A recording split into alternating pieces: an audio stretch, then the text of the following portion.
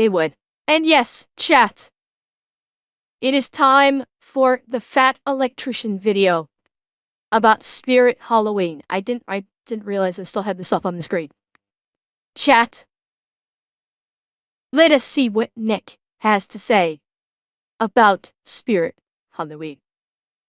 All right, it's October, meaning we've got about 45 seconds until we're all bombarded by the sounds of children crying and in-laws complaining, all while Mariah Carey, All I Want for Christmas Is You, sings in the background for the next 2 months of our lives, just completely unable to hear our own thoughts.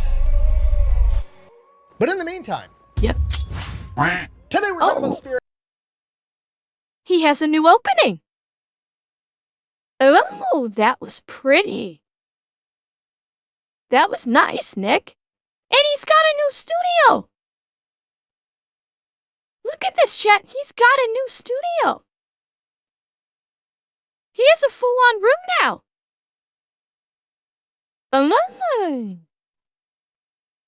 Yeah. Nice.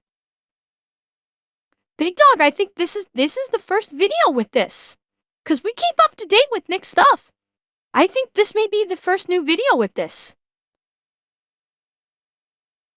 Spirit Halloween, you know, the Halloween store that pops up in the abandoned Kmart every year and sells a bunch of single-use costumes that have funky names because they don't want to actually pay for a license for a... Wait, hang on. Sells a bunch of single-use costumes that have funky names. Alright, so that's Angry Cops. That's Eli. That's, Matt. That's Pew. Average Iowin. God. And his wife. Okay. And they actually, by the way, chat, they actually made these because I'm pretty sure on the Unsub podcast, they were like pulling these out on the Unsub podcast. Famous character, that place. All right, just so we're on the same page, it's gonna sound like I'm talking smack about Spirit Halloween a lot throughout this video. I'm not, okay? A, I respect the hustle. B, I'm absolutely fascinated with how savage this business model actually is. Speaking oh, you can see? Oh, okay. Hang on. You're gonna want to see these. I'll move for this one. You're gonna want to see these. The abandoned Kmart every year and sells a bunch of single-use costumes that have funky names because they don't want to actually pay for a license for a famous character. That place. All right, just so that was like all the Unsub guys on the packaging.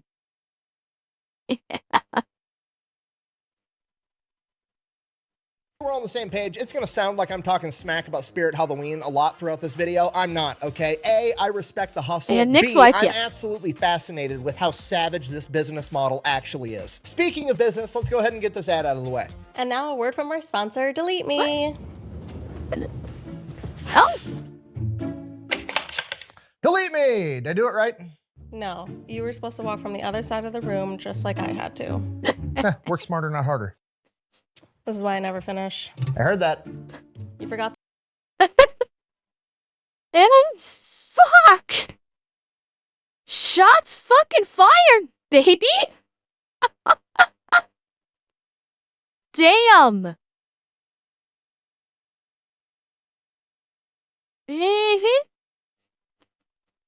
Oh, you're right, I was blocking. Hang on. God, Nick, why are you making my life so hard on this one?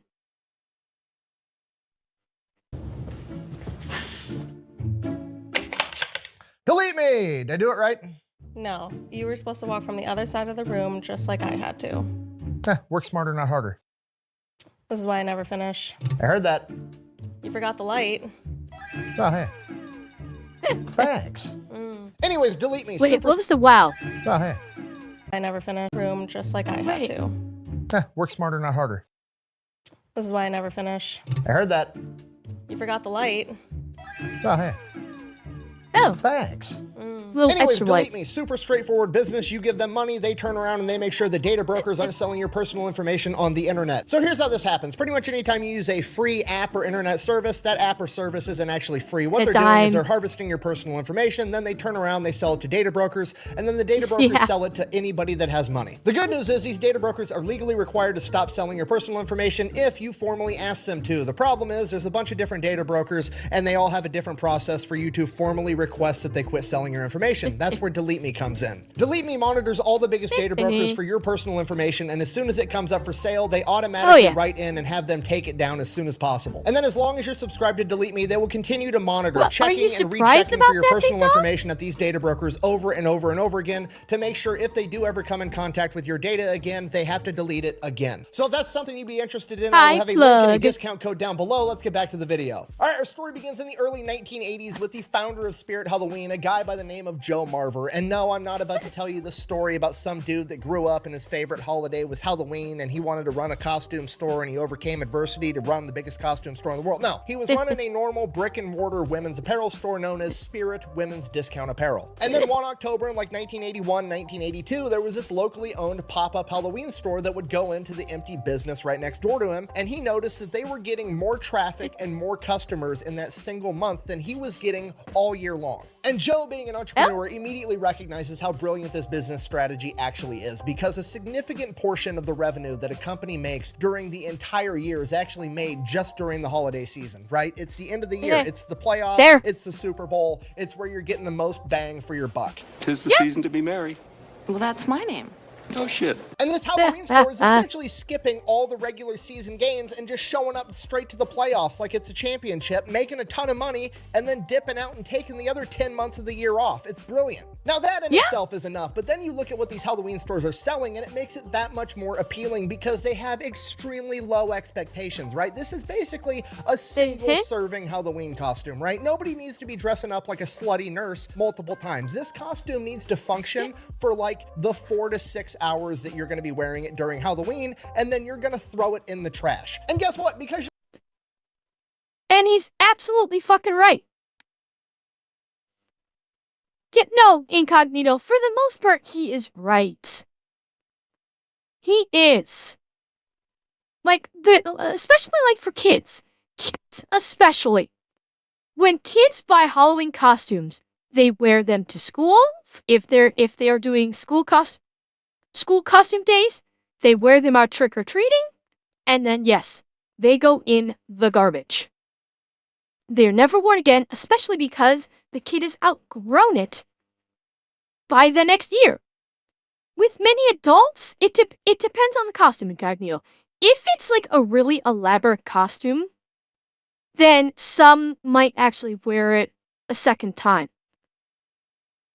But even for adults, if an adult gets invited to a costume party and they just need a costume because it's a costume party, yes, they'll buy a cheap fucking costume for this costume party. Although that and nurse outfit garbage might it. have other uses. Lol. Very fair point there, Matthias. Very fair point. Women, 100%. Women can get more use out of a cheap Halloween costume than a man. Absolutely. Slutty nurse, slutty schoolgirl, slutty Dorothy costume. You notice what I'm putting in front of every version of the costume. So yes, women absolutely can get multiple use out of cheap Halloween costumes. Men do not. Yeah, I mean, Incognito, in that respect, yes. But again, it's the women. And only if it's a slutty variant. Key point there. If they get like the full body hot dog costume, that ain't getting reused. you're only wearing that costume for one night, you don't really care if it's comfortable, you don't really care if it fits that great. Just the standard for the product that they have to sell, there is no standard. The bar for that is in hell, okay? Nobody cares. Everybody that goes into a Spirit Halloween knows beyond the shadow of a doubt they're basically buying garbage. Well, okay, Incognito. He knew he was lying on that one, because you have to ask the question, does his wife have the slutty nurse costume in the dresser somewhere? that they break out every once in a while when she's feeling randy. Buying garbage. Spudnik. Wow, I don't have the worst costume anymore. And there's absolutely nothing wrong with that because everybody knows exactly what they're getting into, okay? It's like Little Caesars Pizza, right? What's their slogan? Hot and ready. Is it good pizza? Motherfucker, it's hot and it's ready and it costs $5. And it's good. I will defend Little Caesars to the day I die. Little Caesars Pizza is fucking good. I love Little Caesars Pizza. It is easily in my top 5 favorite pizzas. It breaks my heart that I do not have a Little Caesars by me where I live now. Absolutely breaks my fucking heart. Or the Canadian version of Pizza Pizza. Even though Little Caesars has come to Canada, Pizza Pizza, I think, is like an offshoot of it or something. I love Little Caesars Pizza. Their crazy bread is taking a hit. I will say that. Their crazy bread is not as good as it used to be. But their pizza is still fucking delicious. $5. Do you want it or not? You know what you're getting into. And I know what you're thinking. What about Karen, right? We all have that one aunt. Our mom has that one friend. We all know that woman that has the audacity to go to a restaurant, eat the entire entree, and then bitch that it wasn't cooked right, trying to get a discount, if not get the entire thing for free. That's the beauty of the entire thing. The entire business model has anti-Karen technology integrated right in, right? Because guess what? You can't be dissatisfied with how your Halloween costume performed until after Halloween. And guess what's gonna happen after Halloween when Karen rolls up in her white Suburban ready to berate a bunch of retail workers about how itchy little Timmy's eczema is after wearing his fucking costume? Nothing's gonna happen because it's an empty fucking building now. They're gone. Sorry. These temporary Halloween stores literally get to roll up during the holiday season, the busiest, most profitable time of the year, and open a new store, increasing traffic because everybody wants to go check out the new store, and they open it under the pretenses that they're having a going out of business sale, which also Blurred. I tried. There's a pizza, which is basically Little Caesars. 20 minutes away from me. They will not deliver to me because it's 20 minutes away. I have tried. Even through DoorDash. I cannot. It saddens me greatly, but I cannot. and they open it under the pretenses that they're having a going out of business sale, which also increases the amount of foot traffic and people that want to go to this store. And then they make all their money and then they fucking dip. It's absolutely brilliant. It's so good. It feels like it's a bank heist, but it's completely above the table and fair game. So Joe, being an entrepreneur, recognizes this and is like, yo, I'm going to do that from now on. And in 1983, he converts Spirit Women's Discount Apparel into Spirit Halloween. He makes over 6 figures in like 6 weeks. And then he's like, yeah, I'm doing this from now on. From there, every year he opens up more and more Spirit Halloween stores in his region. And then by the 1990s, he's operating like 60 stores every single year. And in 1999, he actually gets bought out by Spencer's Gifts. From there, he kind of becomes a CEO for a little bit. Now I still believe he sits on the board, but from here is where things really start to take off for the company and they get absolutely huge. Fast forward to 2024, they're operating 1,500 of these stores all over the country. And they're not just like small retail places on Main Street in small town America. No, these are like abandoned Kmarts that are at least 10,000 square feet or more. Okay, I'm gonna say that a little bit slower because I don't feel like you're picking up what I'm putting down, okay?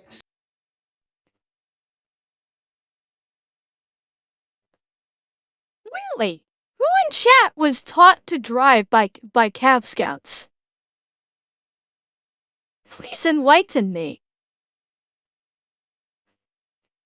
And yeah, like I was saying, like there is a place 20 minutes away from me called Pizza, which is Little Caesars, but they won't deliver to me because it's 20 minutes away. Even through DoorDash, they won't deliver to me. And they do delivery, but they don't deliver this far. Dog, I don't know what to say. I mean, maybe it's Canadian. I don't know. Yeah, if it could be, McDonald's won't deliver to me anymore. I can't order delivery from McDonald's anymore. So. Well, Canito, I never have time. I don't have time to drive there. I'm always busy. Spirit Halloween manages to open, operate, and close down 1,500 10,000 square foot retail spaces in the span of 8 to 6 weeks. Okay, do you understand how fucking crazy God. that is? Spirit Yeah. Halloween has some of the best logistical capabilities of any entity on the planet. Off the top of my head, the only ones that are competing with Spirit Halloween are like the United States military and Amazon Prime. That's it. Those are the only people that have better logistics than this fucking Halloween store. And what's crazy is there's still an even more impressive aspect of this business because most of their full-time employees are on this realty team, and this realty team goes around and gets all the leases for these 1,500 locations, right? Do you understand the ability of those realtors to close a deal? It's absolutely insane. Just so we're all on the same page, these realtors' full-time job is to track down and find companies that have gone out of business and still have their retail space. And then they roll up being like, hey, I work for Spirit Halloween. Here's my business card. You like that? That logo of the Grim Reaper as I'm coming to visit you after your business just died? By the way, that's not the Grim Reaper. That's Jack the Reaper. It's a play on Jack the Ripper. Haha, puns. Anyways, sorry your business. In the meantime, yeah, your business just closed, so I have death here on my business card. Nice to meet ya. That's what Nick is saying. Kinda and a little bit of insult to injury, but I mean, it is what it is. Yeah, but that's the other thing is that they absolutely offer a fuck ton of 6 to 8 week temporary jobs that probably pay decently. You have to imagine the pay for them is probably decent. And so you know, you're giving the high school kids and the college kids a job for a couple weeks to earn some money. It's fucking great. Business just died, but I had an interesting proposal. What if I throw a Halloween party inside of its corpse? It's literally the commercial real estate equivalent of donating your body to science, right? They're just rolling up to old Best Buys and Kmart's like, hey, you're not selling flat screens in here anymore. Let me get some animatronic skeletons and shit in here. Sell some fake blood. You know, why not? The entire business model is hilarious because it seems like this savage cutthroat business model, but actually literally nobody's getting hurt because it's like, what else are you going to do with that empty retail space? You know what I mean? Like, you get to make a couple of bucks. All the people in town get to drag their little 3 to 5 year old kids to see the haunted house while they buy their Halloween costume, and then they fuck off till next year. Like, there's no losers in the entire equation. And it shows because they are making a ton of money in a 6-week span. Last year, they made $1.1 billion in 6 weeks. Okay, that's $23 million a day. That's $220,000 per employee. Now, granted, that's revenue, not profit. I'm sure they have a ton of overhead on top of that, but it's still impressive that they're making $1.1 billion in 6 weeks. A couple of other interesting things about Halloween. They absolutely do not like being made fun of. How do I know this? Revan, my guess is they probably have several staff members, experienced staff members that move with the stores. That's probably their thing is they probably have a couple of managers. They probably have managers for each store that they keep on retainer. Maybe either the managers do the training or they have a trainer or a head cashier, something like that, that they keep on contract or on retainer. They load them into the stores and they will quickly train everybody. Okay, Kanito, I'll just keep talking. They'll quickly train all the kids that they have coming in to work at these Spirit Halloweens, and I'm guessing the systems are dirt simple.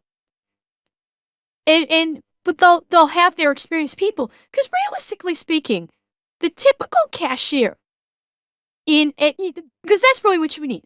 You need cashiers and you need stock fillers. This is not a business that you need a lot of technical experience. The average cashier is typically trained in 3 days. On average. Your systems are not complicated. You're basically just selling fucking costumes and shit. It's scam and cash them out. So, at most, you're going to need 3 days to train the cashiers. The stock people, they're just stocking shit. It's, okay, here's where you find the shit. This is where they go. Go. Very little training. So it's not like a lot of retail stores where there is a lot of complicated systems because they're selling stuff that of a variety where the complexity is necessary. It's excessively basic. The cash system is probably extremely basic and easy to do, and they always have someone on hand who knows the system going in that can always back them up if it's need be. And other than that, it's just stock. It's literally a cashier and stock. That's it. That's all you need. You don't need technical people to explain shit. You know, you don't need experts on certain things. It's literally just cash and stock. And those are very easy to train. So that's probably why it's not a problem getting just people coming in to work. Place I work for, not the specific tour, paid me $30 an hour for those 4 weeks. I worked 3 or 4 hours a day, 6 days a week. Nice, Matthias. Yeah. So you only worked 3 or 4 hours a day. You probably got paid about the same as if you worked 8, but you only worked 3 to 4. Granted, you work in 6 days a week, but that's a nice gig for, for 4 weeks. It's a nice gig to put some money in your pocket. Well, because the infamous Saturday Night Live skit where they did like a 3-minute bit making fun of Spirit Halloween, and then Spirit Halloween retaliated by tweeting this. You're great at raising things back from the dead, NBC SNL. Oh, but hang on. You must see this burn. Fucking tastes. Dead references, unknown cast members, shrinking ratings. Yep. Because, Spirit Halloween is still around and going strong. Can't say the same thing about SNL. I wonder if they're gonna make a fat electrician costume next. You know what? I'll do it. I'm a piece of fucking white trash. I say it proudly. Here, tell these people something they don't know about me. All right, let's end this on the high note. Spirit of Halloween, in addition to making a ton of money, also runs a children's charity known as Spirit of Children, and since 2006, they have raised over $146 million, as well as provided all the costumes and necessities for these children's hospitals to be able to throw Halloween parties every single year. So in conclusion, that is Spirit Halloween, probably the most wholesomely savage company. Oh my god, that's beautiful.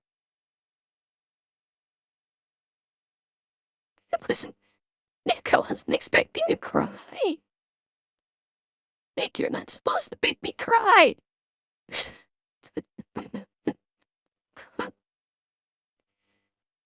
Oh god, I'm actually crying right now because of that.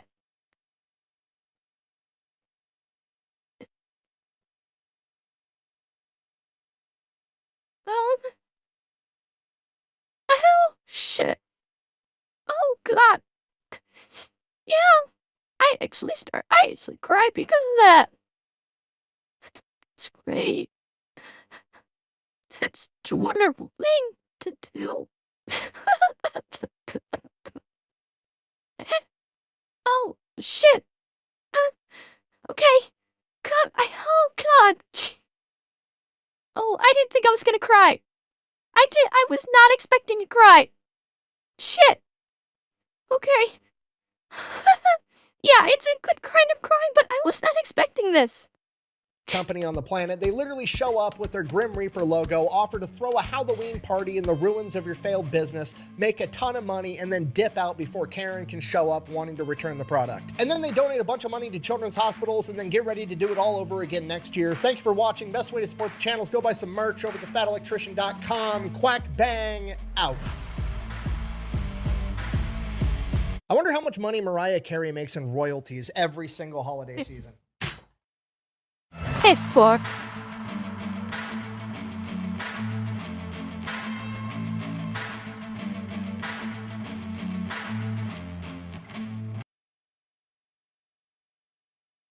Okay, crying aside, even with the crying, that was great. That was a great video. Even with the crying, that was great.